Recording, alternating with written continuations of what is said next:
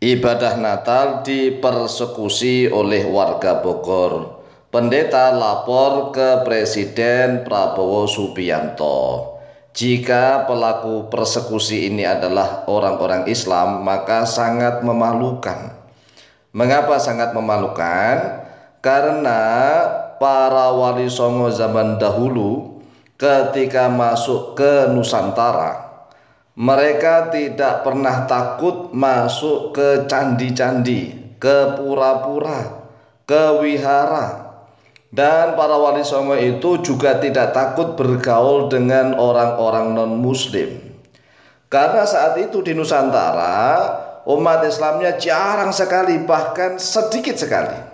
Sehingga para wali songo itu sudah terbiasa masuk ke kelenteng-kelenteng, masuk ke candi-candi, masuk ke pura-pura, masuk ke wihara. Mereka bergaul bersama orang-orang non-muslim sudah terbiasa. Mengapa bisa begitu?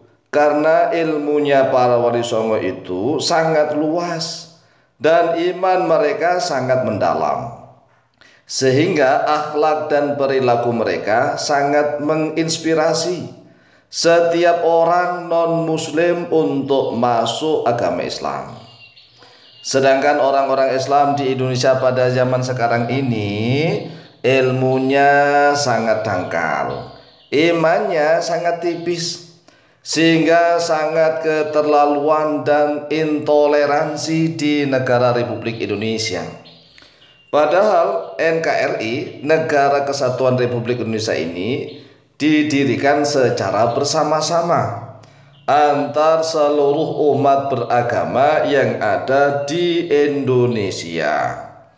Bukan hanya didirikan oleh umat Islam saja.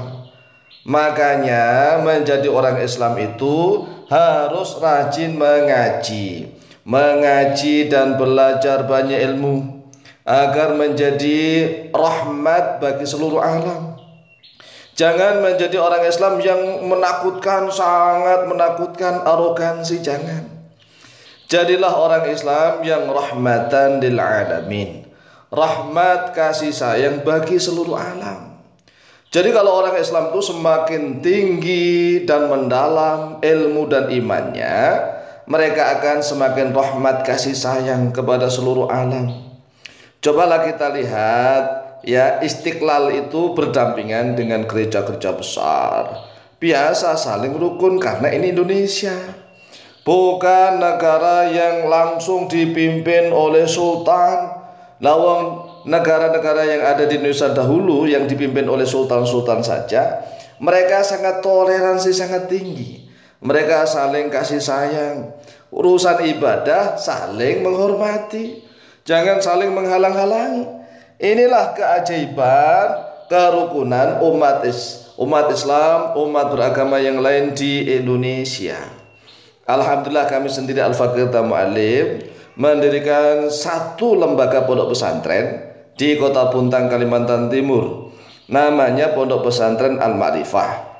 Bisa diketik di Google tuh. Pondok Pesantren Al-Ma'rifah di Kota Puntang, Kalimantan Timur itu berdampingan dengan Yayasan Bethlehem, miliknya orang-orang Katolik. Dan setiap saat kita berinteraksi dengan orang-orang Katolik. Mereka itu mendirikan pendidikan mulai dari TK, kemudian SD, SMP, SMK, dan yang lain-lain. Di situ kita dirikan lembaga pondok pesantren. Nah, kita sebagai pendatang baru, karena mereka sudah lama mendirikan Yayasan Bethlehem. Kemudian kita pendatang baru mendirikan pondok pesantren di sampingnya persis bersampingan. Setiap hari berinteraksi biasa. Ini Indonesia kawan. Ini Indonesia, jangan arogansi.